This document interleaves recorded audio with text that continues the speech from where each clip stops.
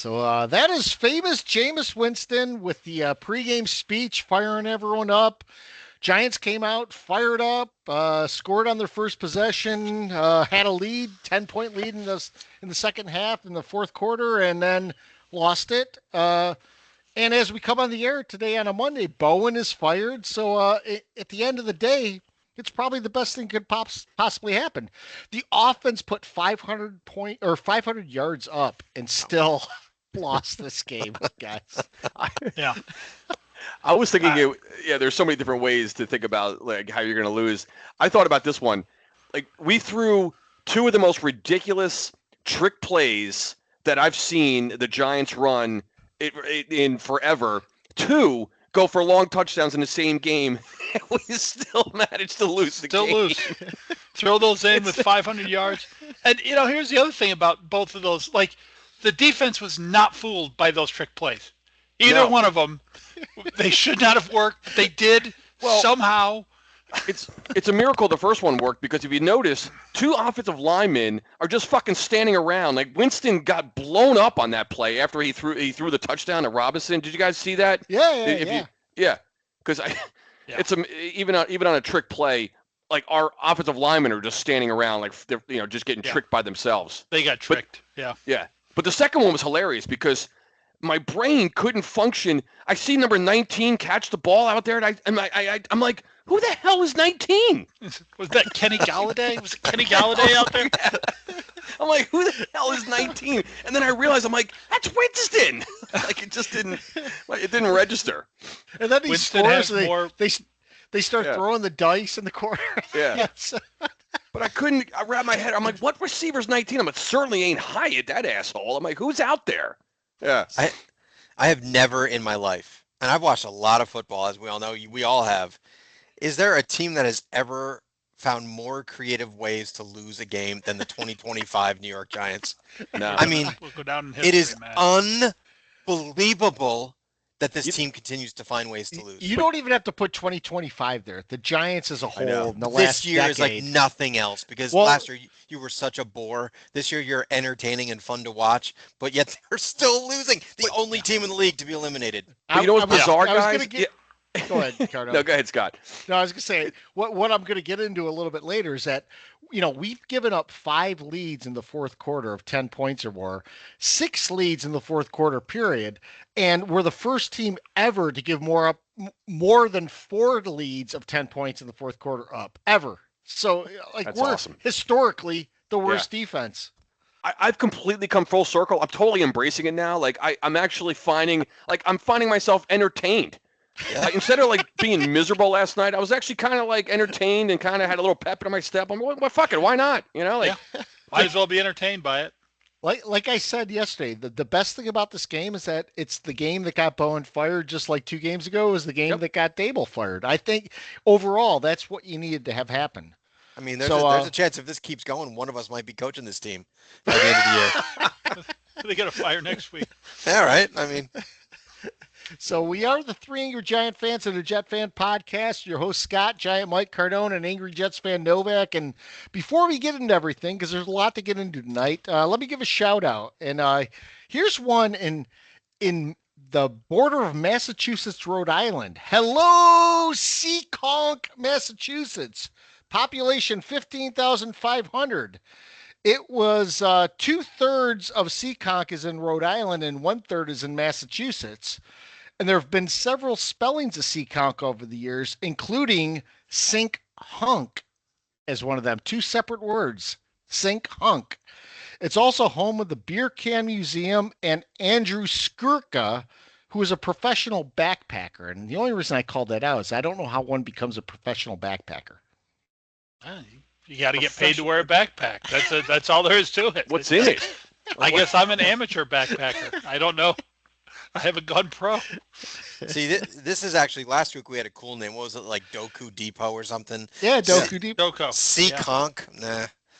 I this is not a name I would want. Would you want to be Sink Hulk?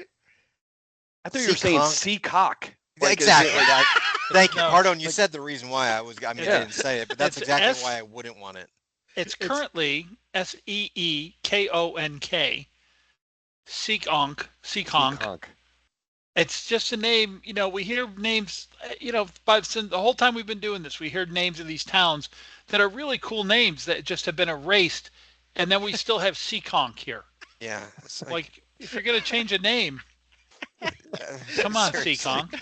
Yeah. But can you imagine saying you lived in Sink Hulk? Hey, I live in Sink Hulk. Better than Seekonk for some reason. I don't know.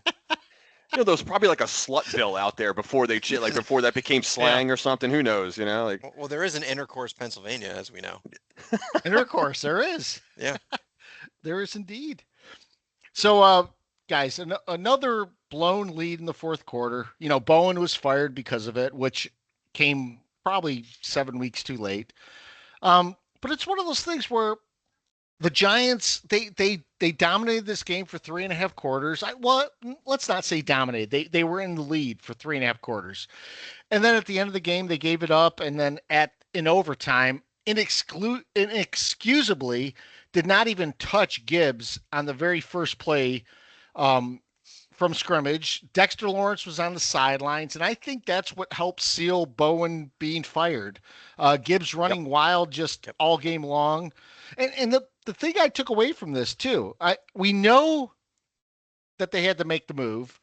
We know that the offense is running well. I mean, guys, the Giants offense is another game, 20 plus points, and they come away with a loss. 500 yards, 20 plus points, no number one wide receiver, no number one running back, and Jameis Winston playing quarterback. Yeah. Now, I will say that Jameis shouldn't be a surprise. He's known for putting up big numbers and making bigger mistakes. That's his thing. And in these 2 games he played, he hasn't made the mistakes. The interception in the end zone at the end of the last game, which we know was not his fault. That was going to be a good ball. I hate to say this. When the year started, I did not think I'd be saying anything like this, but we've wasted 2 good starts by Jameis Winston here. That's something I didn't have on my bingo card, but yeah. And, you look at these games, you look at these comeback losses, and a lot of times you see these things happen, and it's a team effort, right, guys? It is. The defense can't stop anybody all of a sudden, and your offense just will not stop going 3 and out. That is not the case with these Giants. The Giants have gone back in these blowouts. We've come back and answered scores. Or not blowouts, I'm sorry, in these comebacks. The offense has come out and answered scores in Denver, at Dallas. This week this week we didn't actually score. We should have at least kicked 3, but we moved the ball in like a 5-minute drive that with points could have ended the game. So this is 100% on this defense. The offense is not going into a shell and giving up the lead late. That is not what's happening here. You know what gets me is we've seen Bowen drop, 8 and rush 3. And in the last 2 games, he hasn't. He's rushed 4 at the end of the game, but he's still dropping 7. So when you're dropping 7 back and rushing 4, let's say the opposition is running 5 guys out in the route, which usually they're running 4. You still have a couple of double teams there and everything else. Why are guys still wide open?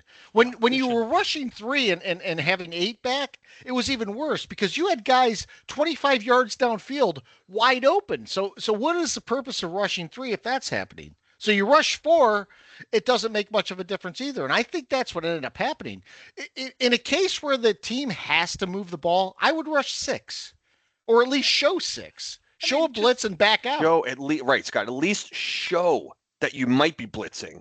Run some stunts. Bring line guys up in different positions. Have the pressure coming from different positions. It's incredible. So that's just a testament again to how bad the secondary is for the New York Giants. Yeah. The guys in the back end, they're that bad. I'll put them at the worst. Maybe I don't know. Cincinnati. I just pick a team. I don't know. But I mean, the Giants are among the worst. Doesn't matter. Individually, there's just a bunch of hacks on the secondary. Collectively, one of the worst groups in the league. I want to make an offense. I'll go back to the offense for a minute. Did you guys hear the stat? I didn't even realize this. The Giants, I don't know where this ranks in the leagues. They didn't mention this. That was their 6th time scoring on the opening drive of the game. Yeah.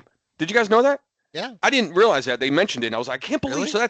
So again, we're getting up early, or at least in the game, and we just cannot hold leads. It's a miracle that because we used to beg for the Giants to score touchdowns or any kind of points, Yeah. on their first drive, especially, let alone the first quarter, get off to a hot start. So the Giants are doing that, and that's how bad the defense has been this year. It's incredible. Yeah. You want to hear a terrible stat here?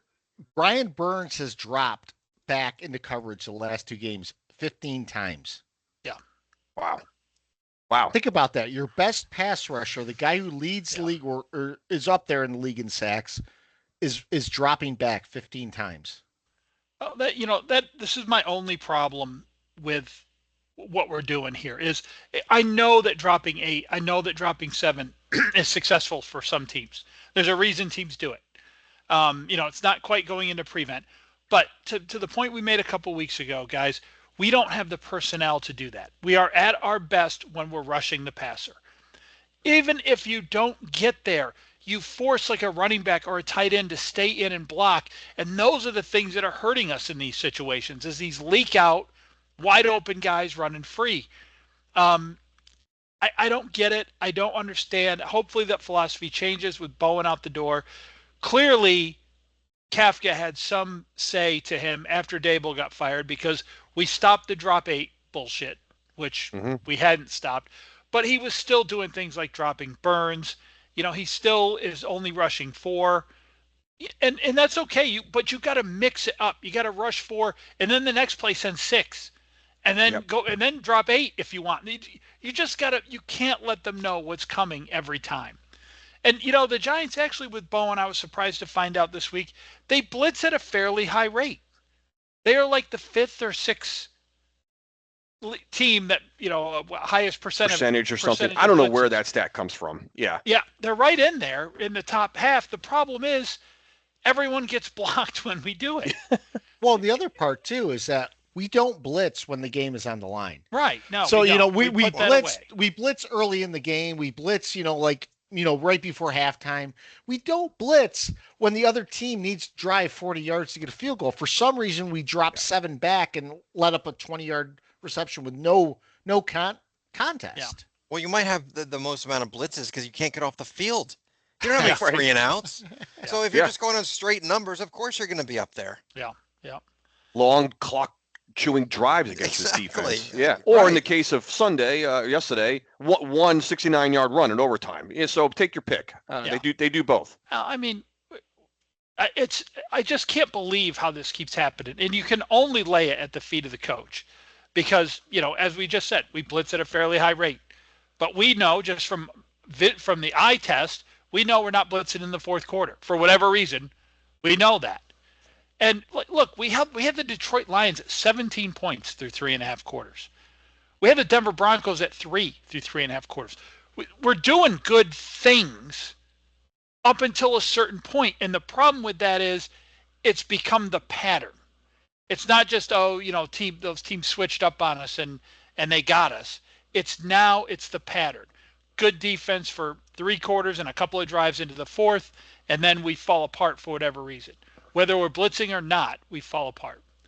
And I think Bowen's a little bit of a cowardly defensive coordinator. I think that Kafka told him, you can't drop 8 in these situations. We got to blitz. So he says, fine, all right. Well, I'm dropping 7, and one of them's going to be Burns. Like, what are you doing, man? No one falls for that. They know instantly. The quarterback knows instantly as the ball. He doesn't even have possession of the ball yet, and he's watching Brian Burns backpedal. You don't think he's like, all right, I'm comfortable. No, just get him. He's gone. He's gone. Get him out. The other thing that's bothered me about this defense too is that we can't tackle, but while we can't tackle, we don't go after the ball while we can't tackle. Like some people at least, like they're trying to strip a ball away, a guy gets 5-10 yards extra. Yeah. We don't even do that. Under Wink, we were at least punching the ball out. We were taught to go after the ball. These guys that are playing right now don't go after the ball. The front 4, maybe. But the back end, no. The back end is terrible. It's among the worst in the league. And I knew this going into the game, but it's so refreshing to see we have the little E next to our New York Giant name in the official NFL standings. We're the only team to have the little E next to us. I mean, it's comical. Can I ask this though? I mean, how could we be eliminated and the Titans are like not? the Titans and the Raiders are not? Like I would think the NFC is less competitive than the AFC. Well, there's not a team in the NFC that has 10 wins, right? It's only the There's Patriots. Right. So I don't know how. I don't. Well, maybe there's just a log jam of wild card teams in the NFC that are in like 7 and 8 wins versus like 6 or something in the AFC. Must have something to do with that. Do we get bonus points for being like the most dangerous 2-10 team ever? I mean, We do not. you do not. So- Record, you are what your record says you are, Scott. Yes. So our interim defensive coordinator is named Charlie Bowen, and he Too close. was tutelaged Yeah. under Vance Joseph. Oh. Who Vance Joseph is, I believe he's the Broncos defensive coordinator. Is that right? Yeah. Jet. And Vance Joseph is a guy who will probably get some head coaching looks this offseason, possibly even with the New York Giants. So I don't know what Charlie Bowen will do. I don't know what Kafka will do. What I like about Kafka so far since he's taken over is Kafka has, well, I mean, he's fired Bowen. He's taken over the play calling. And what I loved about this game is in the fourth quarter, I'm watching Kafka calling plays rather than watching Dable running up and down the sideline like a madman yelling at people. You know, True. I mean, Kafka, even with the chaos, he stays calm. Now, did that work? No, we still lost. Well- And you know, maybe because of that, he's got to go. But Kafka's offense right now, if he's the guy calling the plays, doing a damn good job of it. He did look comfortable. Like he actually just looked comfortable on the sidelines, being in command. So I'll give him that. I made note of that myself, just throughout the game. The only thing at the end of the game, and Mike and I were just talking about this before we all came on collectively. They get down first and goal from the 4, up by 3, and they decide so those 4 plays though, like I still feel like the Giants' goal to go offense, we just don't seem to know what we want to do down there. We just, we stuck a run in there. I think it was Tracy on first down. Okay. Second and goal from the 2, and then the short incomplete on the near sidelines, and then a loss of 4. And out, on third down. So what, they're back now to the 6, goal to go from, fourth down from the 6. And I was asked, like, Cardone, were you pissed off that they, went for it instead? I'm like, no, actually, that was the one time I'm like, just go for it. 2-9, go for it. I was fine with it. And but in the back of your head, they're not going to get it. You just know the Giants are not, because that was one time I'm thinking like, well, this 10-point lead they have to win this one, right? If they score here, they have to. But we know what the Giants are. Yeah. The Giants, if they had kicked the field goal there, then the Lions would have gotten the kickoff, ran it back to like the 45.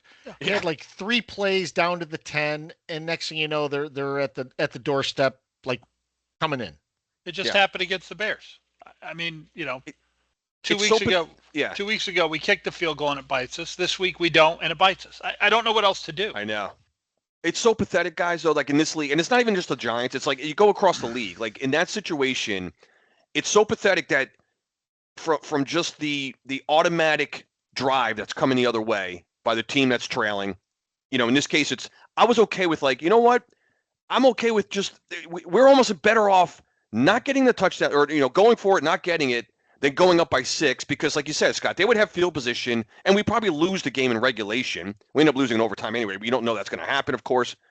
But here I was thinking like, okay, maybe at least they don't go 95 yards, and the worst case scenario is we go to overtime. We'll get to that, of course, later. But and that's what ended up happening. But it's amazing how you just know you're not going to get a stop there either way. You're not going to get a stop either way.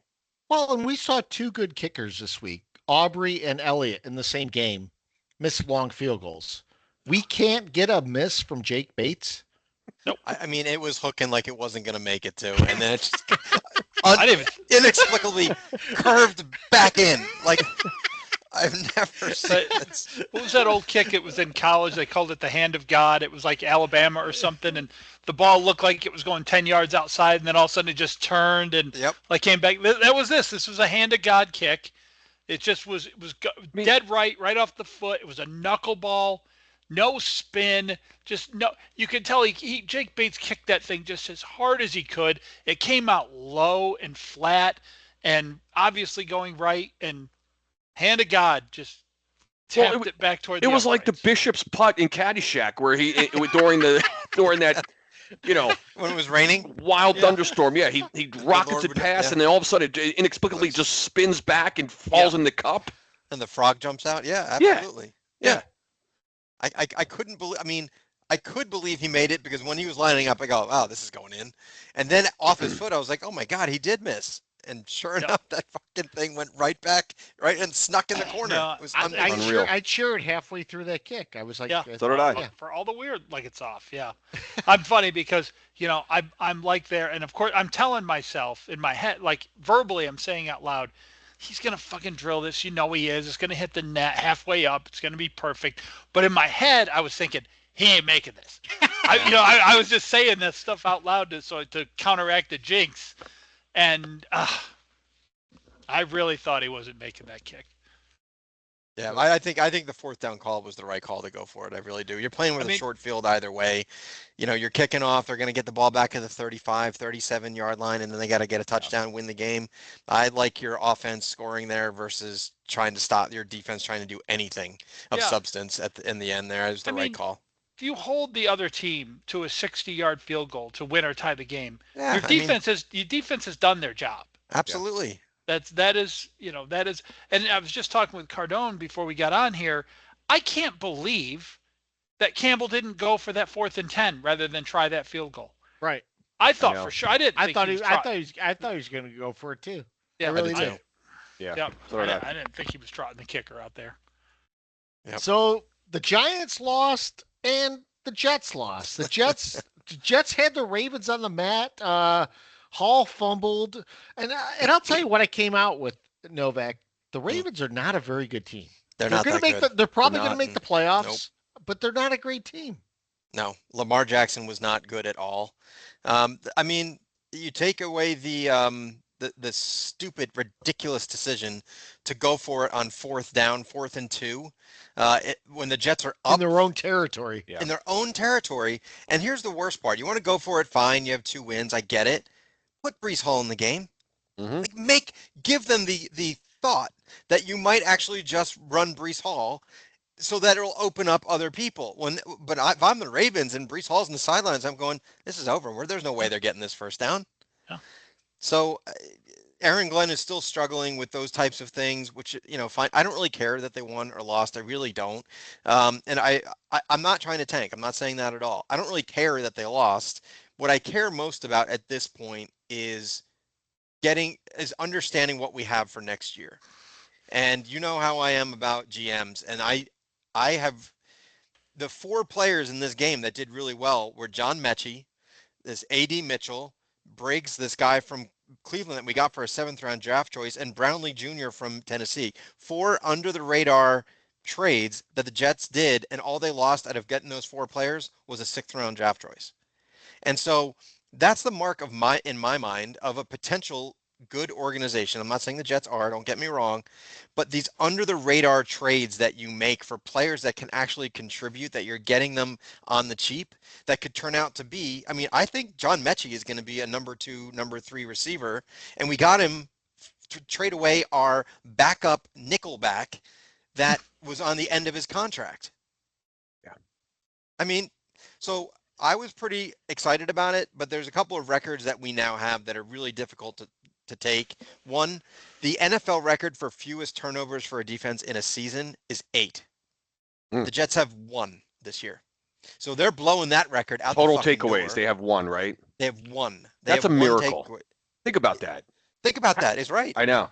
And think about the teams we've played. We've played the Browns, right? We've played, I don't know, I can't even think, the Dolphins. We've played some pretty bad teams, the Bengals. I mean, And guys just drop the ball like sometimes when they're Sometimes. running. apparently not against Like- the Jets. No, Or a a tip tip at the line of ball. scrimmage. Yeah, just Yeah. come on. So we're blowing that record out the door. Yeah, you are. And our 10th straight losing season. 10. Oof. We have not had a winning record since my daughter was in middle school, and she's graduating college this year. I mean, think Wow. about that. It's out of control how bad this organization is. My only thing is I have to hope that they have found something with this GM, because he's really done a nice job with like getting some depth and getting some undervalued players. We have a great cap situation going on. And I started to think about, Cardone, you called him out a couple of weeks ago, Glenn, getting on the media about the quarterback thing. Oh And I yeah. started to think about it. I'm like, Yeah. maybe he's got something here, because they're going to draft a quarterback. So he's setting himself up for next year when they have the quarterback. He's going to say, guys, I told you last year, I don't talk about the quarterback. So he's kind of setting himself up for that, maybe in a way. I don't know. I got to look positively at the future. They played well enough to be in the game. 2 straight games of much better teams, and they were in it. So I'm not all that upset. I don't have that much anger tonight. It's funny. I was thinking just in the middle of the game, I was flipping. I had multi-view on. I had mostly the Giants, but I was doing multi-view as well here and there, and just not seeing Justin Fields running around. Like what? So great. It's So refreshing. isn't it just? It's Yes. incredible What a how difference. different Yes. everything looks. Like this guy. And I know we're beating a dead horse here, but I don't care. I mean, as long as this guy's in the league, we'll continue to talk about this schmuck. I don't whether he played or not, because him not playing, it's still worth mentioning.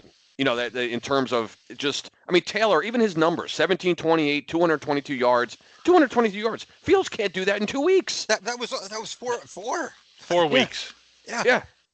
I mean, it was refreshing for the quarterback to drop back and think there's a chance he could complete a pass. Yep. I mean, Actually had 28 attempts. Not looking, he's not running, he's not dropping back and immediately becoming RB1 within 2 seconds. exactly. Yeah. Exactly. And the play, I mean, you noticed it when he came in, when Fields got hurt a couple weeks ago. The Jets coaches all of a sudden start calling Yeah. passes down the field. Yeah. That's what confuses me about Fields so much, is he obviously handcuffs his own coaches. But, man, they will stand up there. They will keep him in the lineup and stand up there and defend this guy. Oh, it's not on Justin. Yes, it is. It is. And I was actually going to ask you guys this. Honestly, now we know this isn't your opinion. This is what you think the league will do, not what we all know. Fields should be out of the league. Does he get another job after the Jets? I just can't see him getting another job after the Jets. Because he sucks. I know he sucks. Cardone knows he sucks. I think he does. I do. I think I agree with you. No, I think someone else takes a chance. Someone will definitely take a flyer on the guy as a backup, of course, and he will land somewhere. He's not. The league is not ready for him not to be in the league. You know what I mean? Like I don't see it. I mean, somebody will. The Jets pretty much brought him in to be QB1, and they thought. I mean, if you listen to what the Jets said, and many of their fans and Novak's buddies who are now feasting on crow that Novak feeds them weekly all the time. Good. They thought that they didn't have to draft a quarterback now. That's correct. They thought they had their guy for the next 8 years. But he's not so fixable. He was given the keys to the franchise, and he blew it. Yes. And I just can't see another team. Now, you guys are right. Maybe he lands somewhere as a backup. Some offensive-minded crazy coach brings him in there to run packages. I just don't. How many chances do you get, though? Most players don't get that many. He's failed miserably in 3 places. He was replaced by a guy that's been in the league for 15 years, was almost out of the league, and he got replaced by him. Yeah. Like, how much lower can you? And the Jets are the worst team in the league. So how can you go any lower? Oh, be careful with the worst team in the league talk there, my friend. Well, just because we're fun doesn't mean we're worse. That's true. Or we're not worse, I should say. So I'm finally back in the fold. I had dropped off there for a while. I don't know why. It happens every like middle of the pod for me on this new one. It's it's every time I do my Jet breakdown, I see Scott like just fiddling with his Fiddle. phone. Just He's gone Working some the- weird rectangle picture and frame. I don't know what's going on. It's very distracting. God damn it. So let's go around the league. There's a lot of stuff around the league, Yeah. but for me, guys, Eagles Cowboys game. That was one that we got the Chiefs there with the Colts. We had the Rams game, but that Eagles Cowboys game. Eagles were up 21-0. Cowboys came back to win the game.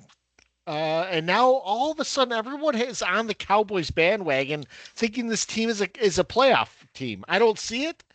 But you know how it goes. There's hype. I don't see it. I don't see it either. That game was much more about the Eagles to me than the Cowboys. The Eagles, I think Novak and said it from the beginning of the year. Something's still not right there. And I know we're talking about the defending world champs, and I know 2 years ago we were saying something's not right. They fixed it for a year. Something's off with that team again. Yeah, I don't know. Well, one of my it's almost like a pet peeve. It's like when as soon as the media or whomever just says, "Oh, Cowboys," I can easily see them making the playoffs now or this. Okay, well then they're still like 10th in the conference. So if so, all right, Mr. Media, then who's falling out? Like you gotta they have to overtake 3 teams in the standings. A lot of weeks left. That can happen, but then who's falling back? Because they're still several games behind. Yeah. Even like the Lions and the Niners, they're a game with that fucking tie in there with Dallas. But still, you know what I'm saying, guys? Like it's still, then somebody has to fall apart almost. Then who are those teams going to be? Right. You're not just predicting the Cowboys are going to make the playoffs. Yeah, the Cowboys are on the path to the playoffs. All right. Well, who's falling out then? Who's dropping off? Yeah. They never mentioned that. Well, I think Cardone always talks about prisoner of the moment. We're seeing that a bit with the Rams. Everyone's talking about the Rams now as a shoe-in for the Super Bowl. Like that's a prisoner of the moment thing. I think the Rams possibly could be a good team. They might make the Super Bowl. They might go deep, but you don't know right now. It's still week 13. But you have these guys talking about the Rams as if they're shoe-ins for the Super Bowl. Well, 3 weeks ago it was the Buccaneers, right? 3 weeks ago it was the Buccaneers. We're going to be the one to unseat the Eagles, and Baker Mayfield's the MVP, and nobody can take a breath. I mean the current champs. I mean the Eagles still I hate using the word they just. I would not bet against them. I just wouldn't. No, they'll be there. They're going to be right there. I don't see how the Eagles won't at least make the championship game, conference championship game. I don't see them getting knocked out before that. So maybe it's the Rams. I will say this: I watched a decent chunk of the Ram-Buck game, and I know Mayfield went out, but before he went out, Rams did look good, man. Both sides of the ball. I think the Rams look fantastic. Yeah. The problem is people are saying because of a few good weeks in a row, they're going all the way. Yeah. They're definitely going all the way. What I found really interesting this week, when you talk about those teams, look at the 3 big wins this week: the Chiefs, the Cowboys, and the Lions. Yeah. Coincidentally, who's playing on Thursday? Chiefs, Cowboys, and Lions. And the Cowboys. Yeah. Mm-hmm. NFL wins again, man. Like they just continue to win every single week. They get what they want. Meaningful games. Yep. The right teams winning, the right narratives, the right storylines, just continue to trot them out, and they win every week, and they get it right every time. I know. They never fail. Yeah, had the Eagles just blown their doors off, and the Cowboys never made that a game, and what are we talking about going into Thursday? They lose the narrative. Yep. Yeah. Totally. It's incredible. Now all of a sudden, Thursday's must-watch TV on Thanksgiving, right? Yeah. Because you're right. I mean, the Chiefs lose that game, and they're all of a sudden getting buried. Yep. Yep. Oh, they'd be 5-6, the Chiefs. And Detroit, they just love to talk about Detroit. If Detroit falls, that's they first time in a while they've lost 2 in a row. It's the Lions. A lot of the Lions. I mean, I don't know. And then on top of it, who do they get at Thursday night? Burrow's back. The dick is back. So they get that narrative too, right? It's just They do, right? It just drives me nuts that it bothers me that they continue to win. Oh, and we still have a Black Friday game. I was Eagles, gonna say, Bears. yeah, even Black Friday. Somehow this Bear team. I mean, I just don't understand it, guys. Like they are. I'm sorry, the Giants had that. They were smoking that team, and the Bears are 8-3. They're disgusting to watch. They're disgusting to look at. They're disgusting to talk about. And somehow they're 8-3, leading that division. I don't get it. I don't get it. Ben Johnson. It's got to be Ben Johnson. I'm going to give a bold prediction right now. The Bears are missing the playoffs. I think so too. I don't know. I'd have to look at their. They're 8-3. Their schedule is tough. They've got one gimme in there.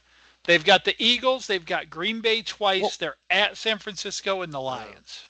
Oh, okay. I want to say, I looked at this last week, and I'm not sure if it's Green Bay. One of the, I'm not going to get this right, Ray, but I think those three teams still have a lot of games left with each other, like the Pack, the Bears, and like the whole NFC North or the NFC North. Didn't remember? Do they actually play each other during the? Can they do that like the AFC South? Well, by the way, we have an all AFC South this weekend. Do we? Yes. Again, really? How does this? We have an all AFC South, boys. Does this happen 6 times a year? How is that possible? I looked at the schedule before we came on. I was like, yep, you got all AFC South. It's hilarious. I wrote it down in my note just to make. So I figure we're sneaking in right now. Yep. So keep your eye on that. What to watch for this weekend? All AFC South. All AFC South. AFC South all the time. AFC South all the time. How do they do it? Do they play 20 games against each other? I don't know. Really? Yeah. But if you It's go, like to, a- yeah, I got it's go to like the a- schedule. Yeah, it's all. It's all like a AFC South. fantasy. It's like a fantasy division, and the commissioner forgot to set up just let the auto schedule run.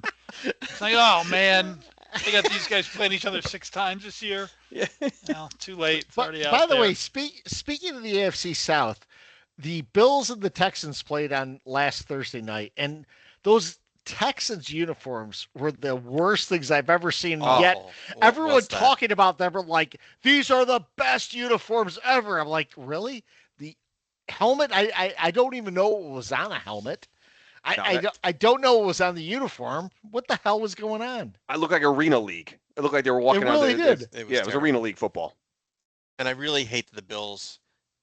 I mean, I do root for. I mean, I will root for them once the Jets are out. They're not going to do it. I think this window is closed. I think I know. it's sad because you're watching one of the great talents of all time. I know. His prime being wasted by just, I don't know, poor roster management in my mind. But I was cursing Bowen on Thursday night. Here I am watching a Bill Texan game, and I'm cursing Bowen like over and over because I'm like, look, Bowen, are you watching? Look at this Houston Texan defense. Yep. That Texan defense, I couldn't believe what I was watching. Smothering. Josh Allen had nowhere to go. No. The guy was sacked 8 times. I feel like he could have been sacked another 8 more on top of that. Have you guys seen that was incredible what they were doing, that Texan defense. I was saying that I didn't even have to watch another game. I was saying that to Bowen because I was yelling at Bowen. Do you see what the Lions are doing to us when we're trying to move the ball down and score? I mean, they're bringing safeties, they're bringing corners, and Winston has made some plays against it, but man, at least make people work for it. Ugh. And Novak, I'll say this. Go ahead. What's weird? Just one more thing on those Houston uniforms. Then they've got the H-Town uniforms, the other abominations that they wear sometimes. They have the best uniform in the sport, their normal uniform. And they must wear these abominations like for half the year. it's weird. So, Novak, I think you might have something more in the around the league before we go on. I just texted you. I'm going to save that for my pet peeve. Oh, all right. All right. We'll go. All right. So, Mike, previews and predictions. Previews and predictions. All right, here we go. So, last week this is 2 weeks in a row we've all done this. Last week we all went 4-0 again. So we all picked Detroit, we all picked Baltimore, and our 4 different locks all hit. Baltimore, Seattle, New England, Detroit. So we all went 4-0. So the new records are Cardone 39-8, Cost 37-10, Novak 36-13, Hisman 34-13. So as normal, we will start with Cardone, who I think has led wire to wire. By the way, guys, I don't think I don't know, we I but thought right out of Novak was there for a couple of weeks. he No, was, I No. think. Novak No? led wire to wire last year. Last Pretty year I much. did. Yeah. Last year I did. All right, I'll get it kicked off. So looking at, so you got Atlanta at, is that At the Jets. Atlanta yeah, at of New course, York. yes, at Yep. MetDeath, right? So, Yep. this is another one. I got to be honest, Novak. I was like flipping a coin with this one. The same way. Not sure what to do with this game, but I think Atlanta's still being alive in the hunt, if you will. Just needing a win just to stay alive. For whatever reason, I went out much of a breakdown of this game. I have Atlanta winning an ugly game in the teens. I have them beating the Jets 19-16. I think the Jets play another close game, but in true Jet and Giant fashion, met death, they go down. So I got Atlanta 19-16.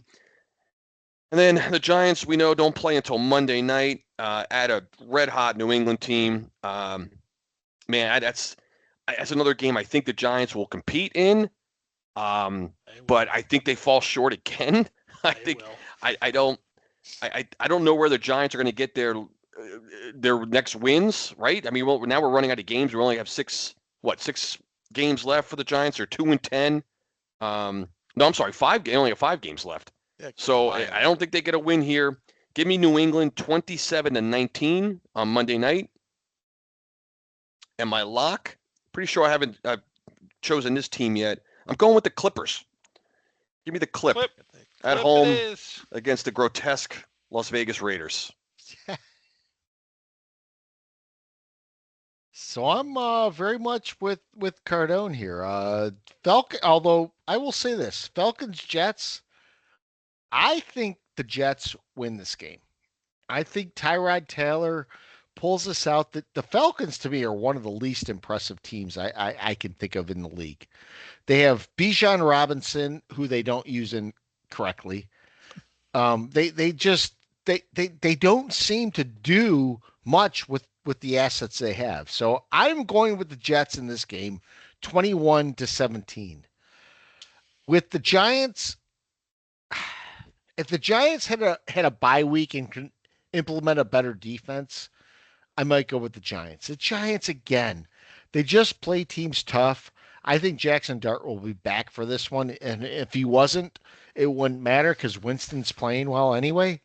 But I still see the Patriots grinding out one here. And that's what it'll be. It'll be a grind out game. It'll be a prime time, probably a snooze fest as far as like many games go. 24-19. And then my lock is I will take the Niners, who I believe are playing Cleveland. They are. Are they? They are. Yes. Okay. All right, so I'm going to go with the Giant game first. The Giants have been very close many times this year, and I watched a lot of that Patriots-Bengal game, and the Bengals should have won that game. Patriots did not play well. I think the Patriots have done a little bit of smoke and mirrors. I'm not as much of a believer in this team. Jackson Dart is coming back, right? Supposedly. This is a primetime game. Yep. I'm taking the Giants in a massive upset here over the Patriots, 28-27 to beat the Patriots. And because I got to start picking upsets because we just keep picking the Giants and the Jets to lose. Yeah. We're just gonna, we're just not gonna get interesting. So I'm gonna do that. For the Jets, they've got to win another game somewhere along the line. I don't think they're going to be 2-15. The type of quarterback that they tend to play okay against are statue type quarterbacks because they've got a lot of speed on the edge with McDonald and Jermaine Johnson. So I think that they will contain Kirk Cousins a little bit here. They've been playing with a little fervor, Cardone, over the last couple of Mm-hmm. weeks. I'm shockingly going to take the Jets here, 21-20 over the Falcons in a close one. 21-20. Yep. And I know next week I'm going to be kicking myself for picking the Jets and Giants to win on the same week, but why not? What Bold, have I got to lose? bold Why strategy there, Cotton. Why not? And then I too, like Cardone, I'm going to take the clip. I watched that Raider game. Do you think the Jets and the Giants are bad? Watch the Raiders. Oh, They the Raiders. are They're gross. tapless. They're Yeah. disgusting. That's the worst team in the league. I don't care what anybody says. I mean, I haven't watched really the Titans, but the Raiders are awful. So I'm taking the Chargers in that game. Does anyone give Pete Carroll shit? No. I haven't No. heard anything. I haven't heard. No, you don't hear a thing. Seriously, I mean, heard a drop. Honestly, you know, I would say that today because they were doing a special about Ed McCaffrey and Christian McCaffrey, and they were showing, you know, Mike Shanahan. And I said, what about Mike Shanahan? You never hear his name pop up. And someone said, well, he's ancient. He's 73 years old. Pete Carroll, 74. 74. Yeah. It's a cautionary tale for anyone that wants to go hire Belichick. Some of these guys just passed their prime. Yeah. For sure. When I keep hearing people mention Belichick for the Giants, saying I'm like, it's Get over. out of here. It's over. He's done. No. It is I- over. We had I a was shot. asked that. Yep. I was asked that too about Belichick. I'm like, no, man. Absolutely. That's It's never going to happen. no. Don't No want one him. would touch him with a 10-foot pole except that No. 24-year-old Agreed. nut job. All right. I really agree with a lot that Novak said, talking about the Giants and Jets game, or the Giants and the Patriots game. Is I think the Patriots are a lot of smoke and mirrors. If you look at who they've beaten and how they've beaten them, this is a cobbled together 10 wins, and it is a who's who of terrible teams that they've played. Now they beat the Bills in there, they beat Tampa in there, so there's some good wins in there. But now we're seeing now that a win over the Bills and a win over Tampa may not be the awesome thing that we think it is. But I so desperately want to pick the Giants, Jackson Dart back and all that. But you know, a scrappy team like this who will not eschew points, well coached, they're going to get us. They're going to get us in the end. I just have that feeling that we're going to make the big mistake at the end of the game, and they're going to get us. I'm just going to reverse Novak's score and say 28-27 New England over the Giants. Write that down. All right, Atlanta and the Jets. I mean, this may surprise people, but we're going to have three people picking the Jets here. I am also taking the Jets. The Jets have been spunky lately. Atlanta they're just Atlanta, man. I don't know what else to say about Atlanta. They got Kirk Cousins back there. You know, you like that, whatever. I see the Jets winning this. I see the Jets wanting it more. You know, Atlanta seems like they're mailing this thing in. The Jets and the Giants, for that matter, both seem like teams to me who come and play every week. And I don't know if Atlanta's talented enough to overcome a sparked up Jets team. So I'm going to take the Jets. I'm going to take the Jets 17-13 over Atlanta. And my lock is going to be, where is that? I just had it up and I lost it. I'm going to take the Buffalo Bills on the road at Pittsburgh. I don't think Buffalo's losing another game. Cardone, what was your uncle's comment about the Falcons? Oh, it was my dad actually at my sister's wedding. It was the year after we won the Super Bowl in 1986, and we're at the rehearsal dinner. You know, and this was, I guess, in May of '87. So we're coming off the Super Bowl, and my dad had a few Manhattans. That was his drink of choice, you know, and it was my Uncle Gary, who my dad was just barking, holding court like he always did, like at the bar, you know, like just barking about the Giants, how they're going to repeat and this and that and all that. And all of a sudden, my Uncle Gary, who really didn't know a lot about football, you know, he's kind of like, well, Carl, I think Atlanta is supposed to have a good team. My dad's just barking, good, turns around and goes, "What? Fuck Atlanta!" I knew it was something like that. I love that story. What?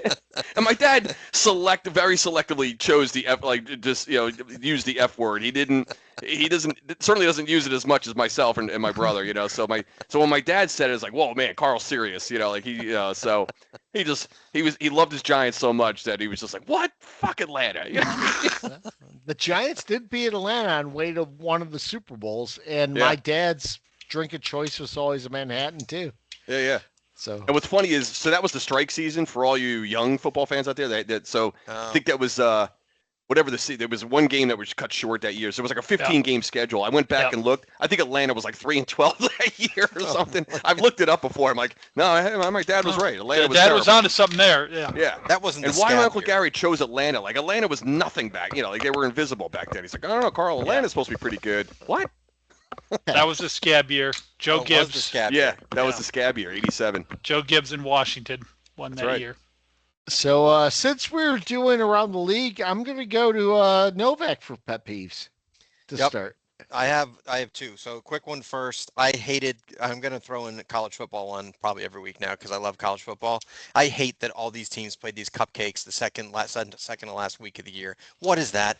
Mm-hmm. Dan Lanning from Oregon had it absolutely right. Play a fucking schedule in November. Don't be playing these like basically Division II teams. I'm sorry. I just don't like it. I think it's stupid. All right. So I'm going to give you guys a scenario. I want you to tell me if. So in this scenario, you guys are Stefanik from the Browns. Score of the game is 24-10, and you are on the Raiders' 29-yard line. Minute and a half left. 4th and 2. What's your play call? 29-yard line of the Raiders. I'm kicking the field goal. Field goal. Field goal. Cardone. Wait, I'm down by. You're up 14 because the Browns were up. Oh, I'm sorry. I 10. was thinking of. Okay, I'm sorry. Absolutely, field goal. Yes. Okay, so three of you said the field goal. You know what they chose to do? Punt. They punted from the 29-yard line. Yes. Can you punt from there? First time ever. But here's the interesting story, and here's why that's my pet peeve. The over-under on that game was 36.5. Holy shit. So you tell me. By the way, McCaffrey just walked into the end zone. So wait a minute. The over-under was 36.5. It was 36. They were on the 29-yard line, and they elected to punt from the 29-yard line. 29. Oh, Jesus. Wow. This is Mike's prophecy. I'm telling you, something stinks about this because it really is. That's a 46-yard field goal to go up by not just 2 scores, but three. the big two, the three scores. Yeah. Because here's the thing: yeah. if you kick the field goal, game over. You're up. It's over anyway. Of course, we all know that. But the other option was if they had gone for it on 4th and 2. Right, there's the chance that they could have busted one into the end zone or whatever and gone up 3 scores, right? So they elected to punt, which to me, that is the shortest, or someone said this, the first time ever that someone has punted inside the 30-yard line. Has to be. Since they wore leather helmets, probably. No, back then. And this can't really be investigated, can it? I didn't think anything of it until I was listening to the radio today on FAN, and they said the over-under was 36.5, and it was at 36. It stinks to me, and that's why it's got to be someone who has the over noticed that. I'll tell you that. Oh yeah, people are going nuts. Yeah. So I don't know. I mean, I'm looking at the box score here. Here it is. Jesus. Did he blast it through the end zone, or did he at least get it down in the? I don't even know what. I don't know. Honestly, I wish I had investigated. I don't know. But I just thought, come on, something is not right here. I mean, so whoever. So I don't know how you pronounce this guy. Some guy, Bjorkes punts 19 yards to Las Vegas 10. Yeah, there you go. Well, he got it down to the 10. Good job. That's hard. Yeah. But here's the thing. So you punt down to the 10. And I know the chances of the Raiders coming back are like 1 in a million. However, they're still only down 2 scores with a minute and a half left. They couldn't a defender couldn't trip and they get a long touchdown and then they kick an onside kick, get it and score. That's not going to happen. But with a field goal, which is pretty much guaranteed, game's over no matter what you do. I don't know. It's the one thing you would do if you definitely don't want any more points being scored in that game. Exactly. It's the one thing you would do if that was your goal. 100%. If your goal is to win the football game, you kick the field goal. Or go for it. Because if you go for it and get it, it's over. Game's over too, because you just sit on it 3 times, right? Yeah. I mean, I guess I did not hear that at the end of that game, Novak. That's wild. Yeah. So that was my. That's all peeve. Something stinks to me. I would like to know how many times this comes into play. Is this just was this just a Stefanski? The only thing that could go bad for me right now is having Shadur Sanders on the field, so I'm gonna punt. Someone said that he was concerned about getting the kick blocked. Like, come on. But he punted. Exactly. Why couldn't you get blocked? Yeah. Why couldn't you get a punt return? You can't block. You could have a bad snap. The punter could fucking drop the ball. You don't know. I mean, yeah. Correct. These kickers, you're not getting anything blocked under 55. No, they can pop the ball. Not. They can pop the ball straight up in the air and make a 42-yarder. It's an indoor stadium on top of it. They're not getting wind or anything like that. And their kicker is actually good. Yeah, he is a good kicker. It's not. Yeah, right. I know. That's crazy. Yeah, it really is. So I'll go next. I have 2. My first is non-football related. It's the continual gaslighting we see with things, and one of it's around travel with Thanksgiving. So Thanksgiving's coming up this week, and we heard in the past couple weeks how everyone has, shuttled their traffic, not doing travel because of the government shutdown. But yet, we also heard that this is the most traveled weekend ever. So I first off want to know how we determine it's the most traveled weekend ever. And second of all, what people like just change their travel plans and said, yeah, we're going to go after all. Especially since how do we know 2 weeks before if it's going to be the most traveled weekend ever or not? Exactly. How do you not know it until it happens? Right. Yeah, right. That's true. And then there's also like the gaslighting with the weather, because we hear, I see these terms all the time: weather aware, weather alert. And I heard weather aware this week on Thursday coming up, and it said you have to be weather aware because we might have a light rain and traffic might be, impacted. Really? It's weather rain. Aware. What the fuck are we talking about with weather aware or weather alert? Really? And I know, Cardone, I'm stepping on your pet peeve because you love weather. I do. But what does weather aware and weather alert mean? I don't know what a weather aware is. I mean, shit. I mean, weather aware. It's every fucking day you walk out the house. It's like, well, I got to be aware of what what to wear. Like I don't know. I'm with you. I have never gotten that, Scott. That whole I can look out the window. I can step outside and, it's chilly, I need to put a jacket on. Exactly. I never got the complete obsession that has become about weather. Because the time I've lived in Charlotte, the 3 biggest weather days we've had were completely missed by the weather.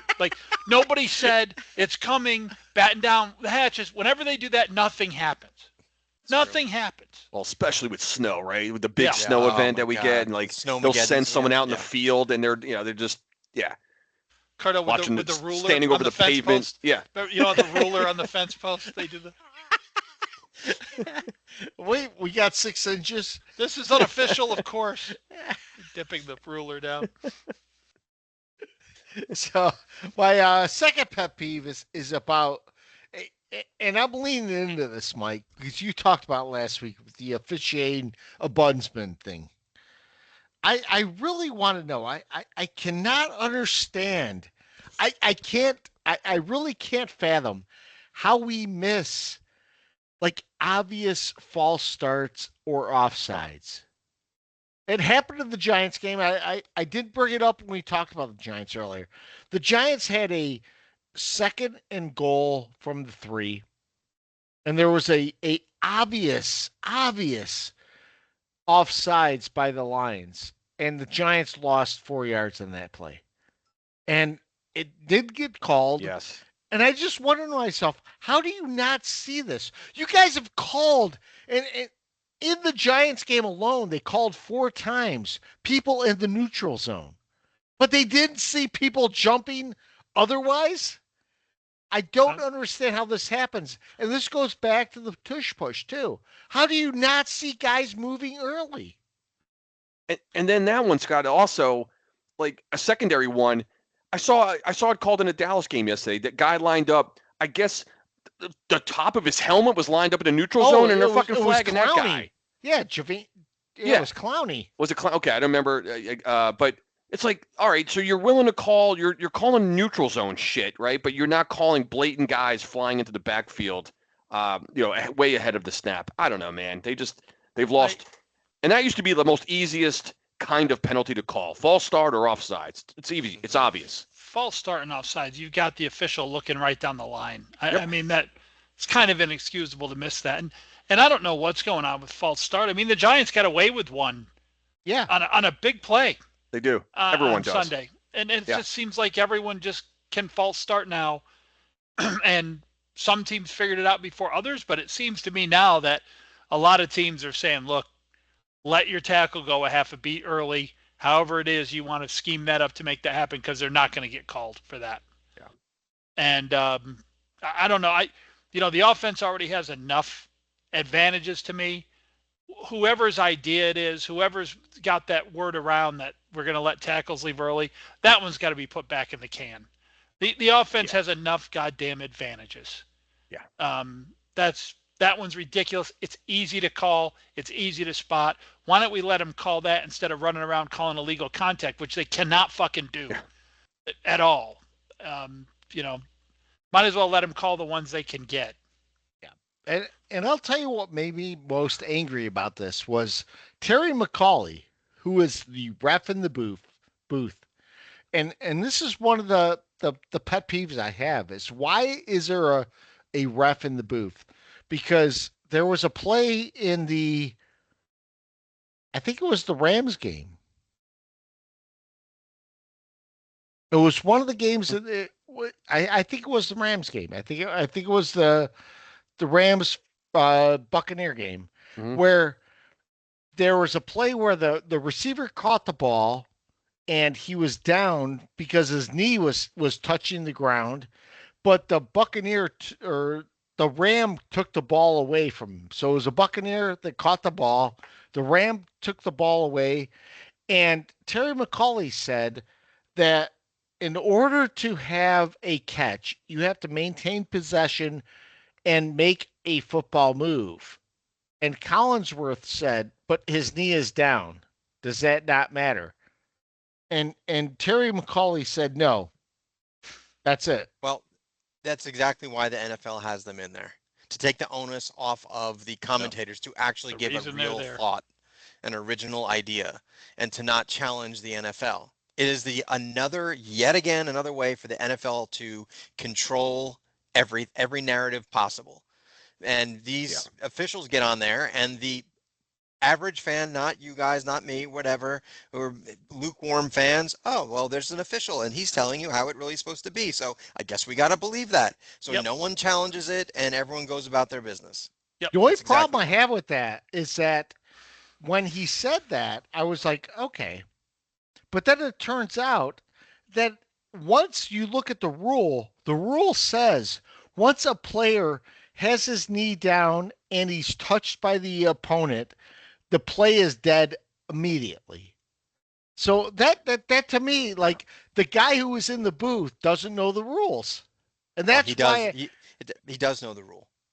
That's the thing, he does, but he's lying. He's actually lying to save the NFL. That's the good part. Yeah, he's lying. So. Yeah, I mean, people, there's there are people calling games who don't know the rules, and I don't know if this was the Cowboys game or the game later that night. I watched a little bit of both of those, but there was a play where the quarterback got hit, the ball came out, and a defender caught it in the air. Yeah. And got tackled and went down. The announcer was going on and on and on about whether or not the quarterback's hand was going forward. Oh. And I'm like, it doesn't fucking matter. He caught the ball in the air. And he wouldn't stop. And you could tell that the guy in the booth next to him was like going, because the guy in the booth was, well, of course that, it's going to be a turnover either way, Bill. And he's like, but is do you want it to be an interception or a fumble? It doesn't matter. Going forward, it's, and he's like, it's very important. Like, no, it isn't. It isn't. The ball didn't hit the ground. So they just don't know what they're doing. So, Mike, pet peeves? Yeah, I got mine, and I've talked about this before. I hope it isn't a recent pet peeve. I'm getting old. My memory's bad. But it reared its head again this week, and I know I've talked about it before, but I don't know if I've ever used it as an actual pet peeve. So have you guys ever heard in the NFL a quarterback throw the ball away and the announcers say, well, that was unwise? No. No. Every time, no matter what the game situation is, no matter what happens, if the quarterback gets rid of that ball out of bounds, he wisely threw it away. Let's look at the all-22. Was there somebody wide open in the back of the end zone doing this, and he just threw it away? I don't know that every one of those that's ever happened in the history of the league has been wise. I just would like to. I want more information before we get the wisely throwing it away or the wisely stepping out of bounds. Like, but no, he's got 20 more yards. That one eats at me. Well, I would fall off my chair if Patrick Mahomes threw one away and the announcer was like, I can't believe he didn't see Kelsey 7 yards down the field wide open. No, it would be it's Can not. You imagine? Didn't Collinsworth say something to the effect one time of like, Patrick Mahomes was throwing to someone right at the last minute. He saw he was covered. So he kind of held onto the back of the ball and it went into the dirt. And Collinsworth was like, this guy's incompletions are just as good as his completions. There's no way that he's going to criticize. What a great incompletion by Patrick Mahomes. Thursday's going to be insufferable with that guy. Oh, my God. Is he on Thursday? Well, Mahomes is, I'm saying. Oh, okay. All right, yeah. good. Yeah. Good. Yeah, I was saying last night when Collinsworth is calling the was it the Rams? I'm thinking, right, as a like Collinsworth, it's okay to have even one, God forbid, 2 or 3 seconds of dead air before the next play. You know what I mean? Like, it's okay to just have nothing and then wait for the next fucking snap. And then how this guy has a story for in between every single play about every single player, coach, fan, fucking hot dog vendor in the stadium. It's a miracle. How can that be? I don't know. You're right, Bill. He doesn't shut up. He doesn't. No, he doesn't. Like you watch games, it's okay. Like the color commentator, whatever. It's all right to just not be silent for 3 seconds and then wait for the next play. He can't. You can do that. You're allowed to do that. He's also the master of the segue, right? Because he'll do like Patrick Mahomes while he's thinking about what he's gonna say. Yeah. And then he says it. And if he's doing a game without Mahomes in it, he will still reference Mahomes. Oh, all the time. No matter what the quarterback does. Does this remind you of Patrick Mahomes or what? What a beautiful, wise throwaway. That reminds me of Patrick Mahomes. Best incomplete pass I've ever seen. That's mine, short and sweet. Wisely throws it away. I think it was like third down on the last series there for the Giants, and Winston threw it out of the back of the end zone. The announcer was like, wisely threw it away, and I'm like, why is that wise? We need a touchdown. What the hell's he doing? That's a good one. I got 2 quick ones. We've already covered this earlier with the was it Bates, right? The kicker for the Lions. It's not even a pet peeve. It's just the way. It's just a way of life with the Giants. Curls it in. I want to know. We were saying I had no doubt in my fucking mind this guy was making that kick. No doubt in my mind. And I'm rounding it up. I'm calling it a 60-yarder. So like just throw it in that stat that we said a couple months ago where the Giants lead the NFL all time with game tying or winning field goals of 60 plus yards. 59. Just round the goddamn thing up. 60 yards, and it just absolutely must go through the uprights. I kept thinking to myself, just miss. Guy, I've seen misses in this It league. happens. I see misses all the time, not against this New York Giant football team, and especially when it's a game tying or game winning field goal, and especially when it's from 60 yards. 60 yards, that's a long kick still, even in this league. It still is. Yes. And this guy Bates career and how really it's about we've always hear career long, career best, career this, career that, and it comes against the Giants. I'm just sick to death of it. Some guy Bates is drilling a 59-yard field goal. Sick to my stomach. And then my other peeve, it happened to be Burns on the. I'm tired. Did you see the play where Burns comes in? He's got Goff absolutely dead to rights, lined up, and somehow he misses the sack. Goff. And this happens around the league. I'm sick to death of seeing linebackers, like the most athletic people on a sports professional field, miss tackle after tackle when the quarterback's just standing there. I'm sick to death of seeing guys like not being able to like break down, wrap up, and get a quarterback to the ground. And they always give credit to the quarterback. Oh, that Goff, what an elusive, slippery guy he is. No, he's not. He's a fucking cemented tool standing there, and Burns somehow can't. Like, he's got him dead in his tracks, and he can't bring him down. I'm so tired of guys missing sacks around you see it in every game. I don't get it. I don't understand it. And it just bothers me. It's just the true definition of a pet peeve. It just pisses me off when I see guys just missing sacks. I can't stand it. And then the guy then Burns is sitting there with his hands on his head like, I can't believe I just missed that tackle. I don't either. I'm sitting on my couch. I can't fucking believe it. And it's Can't stand the right. miss sack. Tired And of it's it. some of the best players are missed. I saw, was it Yeah. TJ Watt? Someone I saw like missed.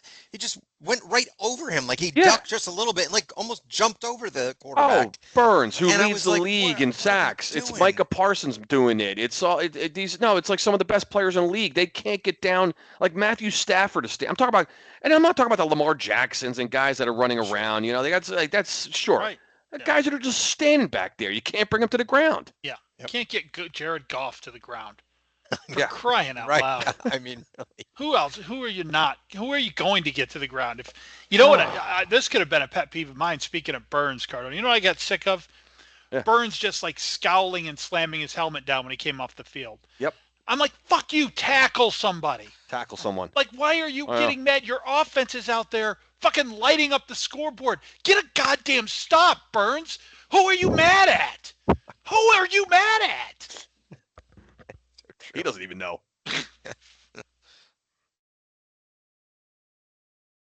So we got a lot of questions coming up. The first is from Bonnie. Hey. We'll Hey. call Bonnie the flop because she's the first lady of the podcast. Right? Okay. All right. Is that right? where you're going with that? So Yeah, I'm glad you got that. I had Well- to hear it first before I would agree to it. She asks, which player coming out of college were you dead wrong about or right about? So I'll start with that because she actually asked me that question this weekend. And so I answered it, and then I said, that'd be a good question for the pod for everyone else. I think I've gone over mine several times on here, as I thought Peyton Manning was going to be an absolute NFL loser. I thought this guy had no chance in the NFL, but that was certainly mine. That was a dead miss of a guy I thought was going to stink. I'll go way back for the guy I thought was going to be good and flopped. Do you guys remember Tony Mandarich? Tony Oh, yes. Mandarich, yeah. Yeah. I thought he was going Was the to Incredible Hulk? revolutionize. Yeah, he was going to revolutionize offensive line play, and he just stunk. Yeah. Yeah. So, yeah. No, I'll ahead, go Scott. next. I one of the guys I thought would be great. I thought he would like revolutionize the game of running back was Ron Dane. Oh man. And he didn't. Ron Yeah. Dane was there. And unfortunately, like a guy that I really hated coming out of college, and I didn't think he'd be good and he was Cam Newton. Cam Newton's good. Yeah. Yeah. Ron Completely, Dane. I was completely off on Cam Newton, too. Ron Dane was just too soft for the NFL. He was too fluffy. Like, they were calling him Thunder, like running with Tiki Barber, right? They're calling him Hands of Thunder, stone. and he just wasn't Thunder. No. Like, Tiki was more Thunder than he was. Tiki was Thunder and Lightning, and Dane was just there. Dane, he couldn't break tackles. He couldn't couldn't catch the ball. Couldn't break tackles. I mean, no speed. Was that his rookie season, Cardone, or his second season, where he had a decent year? Like he had an okay year. Okay numbers. Like average 4 per carry or something, and But he never for the draft pick we used on him. I guess I'll go, and then you can go, okay. Cardone. Yeah. So now the guy I'm going to say that I was wrong on, he's still not terrible, but I thought this was going to be the greatest quarterback of all time, and I was devastated when the Jets lost the opportunity to get him, and that's Trevor Lawrence. I really thought that he was going to be the next Peyton Manning, John Elway. I was convinced of it, 100% certain he was going to be the greatest of all time, and so far I've been wrong about that. I was also wrong about a guy named Vernon Gulston, who I thought was built like a brick shithouse. The guy was massive. The Jets drafted him in the first round. Stunk. Never made it out of year one. The one I was right on was back in 1998. I remember telling all my friends, we have got to get this guy, Randy Moss, because I had seen him play at Marshall, and I was like, this is going to be the greatest receiver of all time. So you're right. Sometimes I was wrong more than I'm right, but that one I was right. Yeah. For me, so I have two guys maybe I misinterpreted the question because I had two guys that I was wrong on. One was good, the other one sucked. So the one guy I thought was not going to amount to much coming out of college, quarterback out of Alabama. I didn't think Jalen Hurts was going to be that great. I really didn't. Oh, that's a good one. I was thinking he's going to be a scrub. He's going to be one of those. I just didn't think he would be that flashy. I didn't think he would put up the numbers he has. The guy's won a championship. Now, be it he's behind a great offensive line, but Jalen Hurts, every time I still to this day still say like this guy. I did not have him pegged for doing what he's doing, and he's got a chance to win multiple championships. So I was wrong about him. And the other guy I thought is one of our own guys. This guy I thought was going to be the anchor on our line. Another guy from Alabama. You probably know where I'm going. Evan fucking Neal. I thought this guy was going to be just a 10 to 12 year guy, just locking down our offensive line and being the anchor, being the pillar. And that guy's just been a bum of all bums. Absolutely. So I got two Alabama guys. One I didn't. So I don't know if I have a guy that I was right about, but I was thinking more guys that I was wrong about. One good, one not good. We have a bunch of questions too. So Peacock asks, "What's our best Thanksgiving memory?" He's asking for all of us. What we see. For me, it was LT. LT returned a interception for a touchdown. That's my memory. I'll follow that, Scott, because that's exactly where my head went. And not only the because that was only LT's second year, but also he dominated defensively too. Aside from the interception, which won the game, but I was 13, I guess we were, Scott, back in that in '82, and I remember being at my aunt and uncle's house out on Baldwin, Long Island, watching that game on the old black and white TV because this is 1982 back then. Sitting at the kids' table probably, and that was. I think it was the only time the Giants have ever fucking won on Thanksgiving, so that's maybe another reason. Yeah. I think it is. Yeah, my head went exactly there. I can picture LT picking that off at the 5-yard line and running it back all the way and spiking it behind him on Thanksgiving Day. And at the end, by the way, of one of the worst games I've ever watched. That game was 6-6. Now LT and the Giants were putting on a defensive clinic, but their offense was just terrible that day. And then LT scores the only touchdown of the game. And that's when I heard my dad, I believe that's when I heard my dad make the statement that I've used my entire life after that is LT and that Giants defense, those early years of LT, that was really the only time I remember watching football when I was more comfortable when my defense was on the field. I just felt like there was more of a chance for something really good to happen when the defense was on the field than the offense. That was a good My one. dad, I think that was the day my dad said it, and I was like, that was good. I'm gonna use that. Mine So has to Pete- be the butt fumble, which was That's right, Thanksgiving that was night. I was Thanksgiving, with my whole family, and my father, my brother, and I were on the couch. That everyone was surrounding us. The butt fumble happened, and everyone was laughing their asses off. And I just remember thinking, it can't get lower than this. Can it? And sure enough, it has. The butt fumble was on Thanksgiving. Like I didn't even Thanksgiving night. realize that. Yep. Well, Yep. I remember. Yeah, now I remember it, and I remember where I was watching that game at an old neighbor's house years ago. So that was one of the butt fumbles. Actually, like one of those sporting events. Like you remember where you were watching that. Isn't that crazy? Yeah. Yeah. I'm glad I'm associated with it. Great. So Peacock also asks, what is the current or past Giant Jets player who would make the best WWF wrestler? Oh, Giants is easy, right? Is it Shockey? Yeah. No, see, I was thinking that. Damn it! I was going to say Shockey. I was thinking Bavaro. I'd love to see Bavaro. More of like the Undertaker role. Bavaro is like Bavaro's the guy too who like doesn't quiet speak. though. You know, like I don't know. I doesn't think speak yeah. like somehow there's no speak there. I mean, for the Jets, it's easy. It's either Mark Gastineau or Joe Klecko. Absolutely. Gastineau Or would be both a of them. better, or both of them. Yeah. As a tag team. Yeah, Gastineau would have been a better like entertainer, but Klecko would have just gone out there with like, Yeah. jean shorts on and just like beat someone's ass. Eat the turnbuckle. Yeah. Beat someone's ass. Yeah, Shockey pretty much was a professional wrestler. I think a tag team of Prime Shockey and Prime Scattaboo would be a good wrestling Pretty good combo. Yeah. And then Peacock also asks, and we probably answer this: if the NFL if the games ended up after 3 quarters, would the Giants be the division leaders? We probably would be. Oh man, I think it would be. Yeah, I saw a thing today which made me laugh out loud. It was an Instagram reel, and it had the the Madden. You know when you win the Super Bowl, Madden, and the confetti's falling, and so it had the Giants winning the Super Bowl in Madden, and Dable's out there holding the trophy, and the caption said, "The New York Giants if the NFL only played 3 quarters." There you go. I laughed out loud. Well, I think you're right.